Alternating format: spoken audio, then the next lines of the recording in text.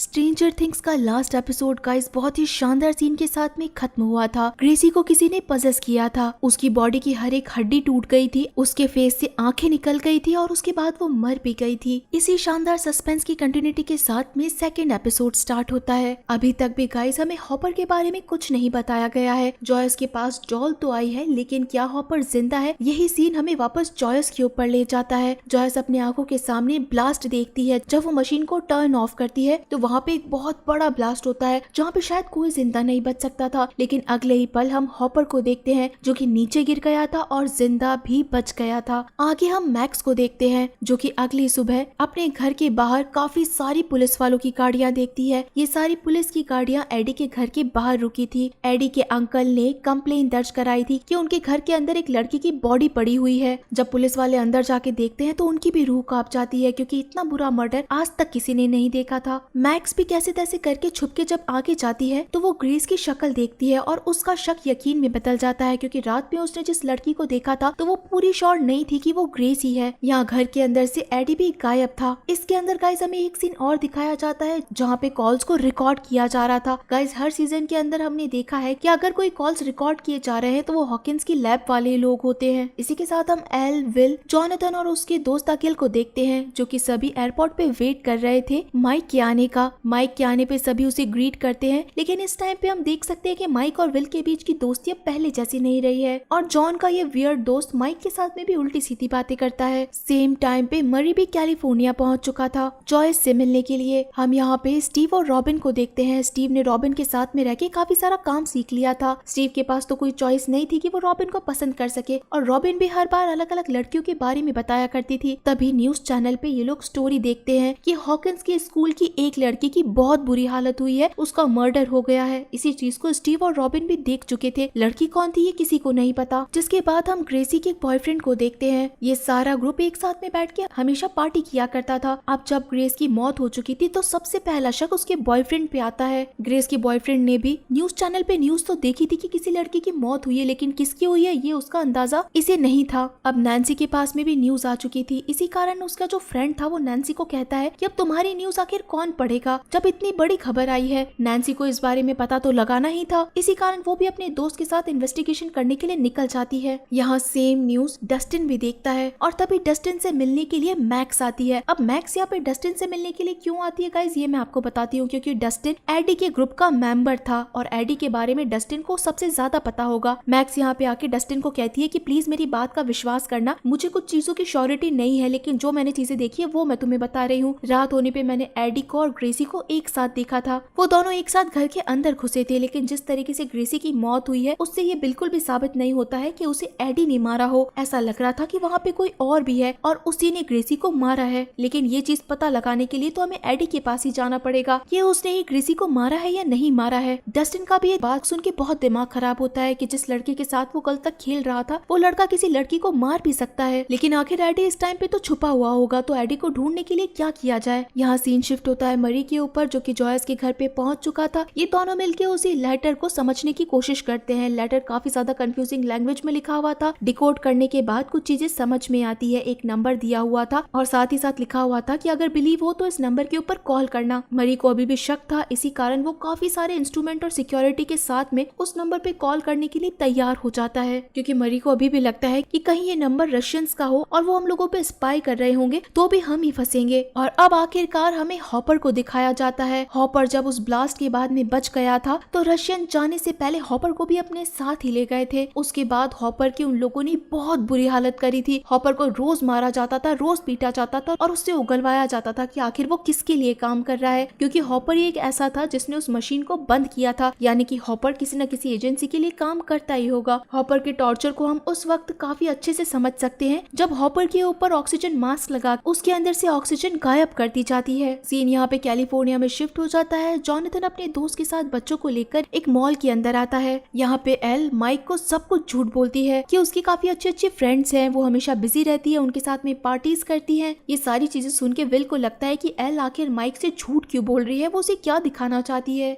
Mic जब skating के लिए सॉक्स नहीं पहन के आया था तो वो उठ के लेने के लिए जाता है। तभी विल यहाँ पे एल से पूछता है कि तुम आखिर माइक से क्यों झूठ बोल रही हो, ये सब बताने से तुम्हें क्या मिलेगा। लेकिन एल कहती है कि ये हम दोनों का मैटर है, इसमें तुम्हें कुछ नहीं बोलना करना चाहिए। और अब ये तीनों एक साथ स्केटिंग करने के लिए जाते हैं, जहाँ पर एज यूजुअल विल को अकेले ही रहना पड़ता है। बाय चांस यहाँ पे इन्हीं की क्लासमेट्स पहुंच जाती है, वही सारी लड़कियां जिनका नाम एल ने लिया था कि वो उसकी फ्रेंड्स हैं। इन लड़कियों को पता चलता है कि एल का एक बॉयफ्रेंड भी है। दूसरी तरफ हम ग्रेसी की बॉयफ्रेंड को देखते हैं। यहाँ पे सारा ग्रुप कमरे के बाहर खड़ा था और वेट कर रहा था कि आखिर पुलिस वाले इसे क्यों पूछताछ कर रहे हैं। ग्रेसी की बॉयफ्रेंड से पूछा जाता है कि ग्रेसी ने तुमसे कब बात करी थी, वो तुमसे आखिरी बार कब मिली थी, क्या उसका किसी के साथ झगड़ा हुआ था। इन सारी चीजों से आखिर ग्रेसी का क्या लेना देना था, इस लड़के के यही समझ में नहीं आ रहा था। इतनी सारी पूछताछ के बाद में इस लड़के को साफ पता चल जाता है कि ग्रेसी मारी गई है। हॉकिंस की स्कूल में जो लड़की मरी है, जो एडी के घर पे मिली है, जिसकी बहुत बुरी तरीके से मौत हुई है, वो ग्रेसी है। पुलिस के जाने के बाद ये लड़का बुरी तरीके से पागल हो जाता है और रोते हुए किसी से बिना बात करते हुए सीधा जंगल में जाता है। यहाँ डस्टिन और मैक्स के पास एक प्लान था एडी को ढूंढने का। इसी कारण ये स्टीव और रॉबिन के शॉप में पहुंचते हैं और 2-3 फोन लेकर एक साथ में कॉलिंग शुरू कर देते हैं।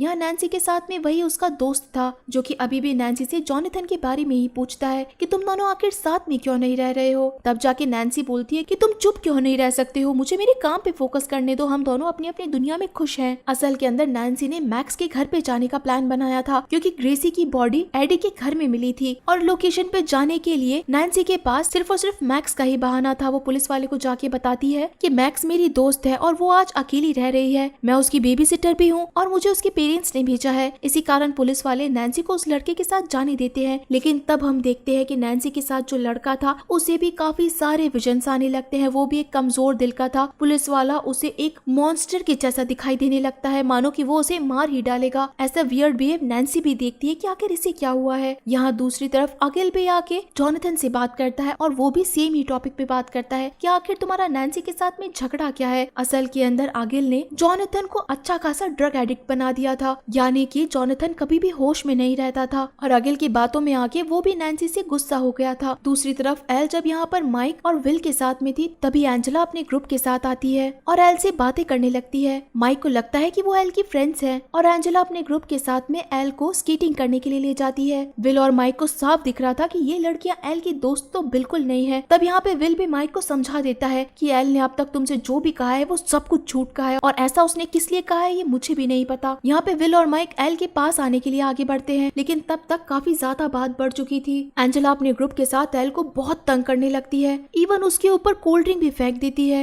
इतनी बड़ी इंसल्ट देख के एल बहुत ज्यादा रोने लग जाती है और वहाँ से भाग जाती है। यहाँ दूसरी तरफ मरी के साथ में जॉयस उसी नंबर पे कॉल करती है जो कि लेटर के अंदर लिखा हुआ था। साथ ही साथ हम हॉपर का भी सीन देखते हैं। हॉपर ने इतना टॉर्चर होने के बावजूद भी अपने मुंह से कुछ भी नहीं उगला था। तब यहाँ पे रशियन पुलिस वाले कहते हैं कि अगर ये इतना हट्टा कट्टा है तो फिर इसे रशियन गवर्नमेंट के लिए काम करना चाहिए। इसका मतलब था कि जेल से भी बदतर जगह पे हॉपर को भेजा जा रहा था। सेम टाइम पे जब जॉयस कॉल करती है तो रशियन के अंदर एक पुलिस वाला कॉल उठाता है और वो जॉयस को कहता है कि तुम्हें $40,000 भेजने पड़ेंगे अलास्का में और वो तुम्हें खुद लेकर आने हैं। अगर तुम्हें मुझ पे बिलीव है तो इस बात पे बिलीव करो कि हॉपर जिंदा है। अगर तुम्हें वो जिंदा चाहिए तो पैसे लेके अलास्का पहुंच जाओ। हॉपर ने अपनी बेटी के नाम वो पैसे बैंक अकाउंट में रख रखे हैं, तो बिना देरी करे यहाँ पे जल्द ही पहुंच जाओ। सेम टाइम पे सीन शिफ्ट होता है जहाँ पे हॉकिंस के अंदर अब एक बहुत बड़े कर्नल को बुलाया जाता है इस केस के मिस्ट्री को सॉल्व करने के लिए। यहाँ ग्रेसी का बॉयफ्रेंड गुस्से में आ जाता है कि आखिर उसकी गर्लफ्रेंड के साथ इतना बुरा बर्ताव एडी ने किया है तो उसे जिंदा रहने का हक ही नहीं है। वो सारे लोगों को एकदम से प्रवोक कर देता है कि हम लोग एडी से मिलके ग्रेसी का बदला जरूर लेंगे। अब यहाँ पे ल्यूकस तो एडी को जानता था, लेकिन ये ग्रुप मेंबर नहीं जानते थे कि ल्यूकस एडी को जानता है। अब ल्यूकस ने अगर इस टाइम पे कहा कि वो एडी को जानता है तो ये सारे लोग मिलके ल्यूकस को ही मार डालेंगे। इसलिए ल्यूकस बोलता है कि नहीं नहीं, मैं भी तुम्हारे साथ में चलूंगा। और अब ये लड़का अपने सारे ग्रुप मेंबर को लेके एडी को ढूंढने के लिए निकल जाता है। यहाँ दूसरी तरफ डस्टिन और मैक्स मिलके काफी सारे नंबर्स पे कॉल कर चुके थे, क्योंकि इन्हें पता था कि एडी एक ड्रग डीलर था जिसका कोई दूसरा नाम भी था। पहले तो डस्टिन और मैक्स एडी के सारे फ्रेंड्स को कॉल करते हैं कि आखिर वो कहाँ पर होगा, लेकिन वहाँ से भी जब कोई जवाब नहीं आता तो ये लोग बैठ के सोचते हैं कि ये ड्रग डीलर के नाम जरूर कोई और भी होते हैं। रॉबिन ने अपनी स्मार्टनेस दिखाई और हॉकिंस में एक कोड वर्ड के नाम से जितने भी लोगों का नाम था उन सभी लोगों को कॉल लगाना शुरू किया और आखिर में एडी के बारे में पता चल गया कि एडी कहाँ पर हो सकता है। तब हम यहाँ पे नैन्सी को देखते हैं जो कि मैक्स का नाम लेके क्राइम लोकेशन पे पहुंची थी। उसे सबसे पहले तो मैक्स का डॉग ही दिखता है, हो सकता है कि उसने सारी चीजें देखी हो। इसी के साथ में नैन्सी यहाँ पे एडी के अंकल के पास पहुंचती है। एडी के अंकल गुस्से में थे और वो बोलते हैं कि मैं रिपोर्टर से कोई बात नहीं करना चाहता, लेकिन नैन्सी उन्हें समझाती है और कहती है कि मैं कोई रिपोर्टर नहीं हूँ। असल के अंदर मुझे क्राइम के बारे में नहीं, मुझे आपके बारे में जानना है कि आप इस क्राइम के लिए क्या कहेंगे, क्या आपने ऐसी चीज पहले भी कभी देखी है। और तब अंकल जाके नैन्सी के साथ में कंफर्टेबल होने लगते हैं और सारी चीज बताने लगते हैं कि आजकल के बच्चे इस मौत के बारे में कुछ नहीं जानते। ये मौत आज से कई सालों पहले विक्टर नाम के आदमी ने की है। एक आदमी था जिसका नाम विक्टर क्रील था। उसने अपनी पूरी फैमिली को मार डाला, लेकिन वो खुद जिंदा बच गया। फैमिली के हर एक मेंबर के हाथ पैर टूटे हुए थे, उनकी आंखें निकली हुई थी। वो एक सीरियल किलर था। तब नैन्सी कहती है कि आखिर उसने खुद को क्यों नहीं मारा। तब ये अंकल कहते हैं कि ये बात तो विक्टर को ही पता होगी, क्योंकि उसके बाद उसे पागल खाने में डाल दिया गया। विक्टर कहने लगा कि ये किसी और का काम है, वो जगह एक श्रापित है। हो सकता है कि विक्टर भी सच बोल रहा हो। सेम टाइम पे हम नैन्सी के साथ वाले लड़के को देखते हैं, जिसे फॉरेस्ट के अंदर कुछ आवाजें आने लगती है और उसी को फॉलो करते हुए वो जंगल में चला जाता है। जैसे जैसे ग्रेसी के साथ में हुआ था, वही सारी चीजें इस लड़के के साथ में भी होने लगती है। वो एक अलग ही विजन के अंदर पहुंच जाता है, जहाँ उसके सामने वही घड़ी आती है और एक साथ में कई सारे मॉन्स्टर उसके पीछे पीछे आने लगते हैं। सीन हॉपर के ऊपर शिफ्ट होता है, जिसे एक दूसरे काम के लिए भेजा गया था। वापस से उसे नहलाया जाता है, पैरों के अंदर हथकड़ियां डाली जाती है, कपड़े दिए जाते हैं और भयंकर बर्फ के अंदर खड़ा कर दिया जाता है। यहाँ जॉयस और मरी ने उस सारी बात को रिकॉर्ड किया था, क्योंकि इन्हें बिलीव नहीं था कि रशियंस इतनी अच्छी इंग्लिश कैसे बोल सकता है। लेकिन वॉइस को साइलेंट करके पीछे के बैकग्राउंड आवाज को मरी पहचान जाता है। वो एक रशियन औरत थी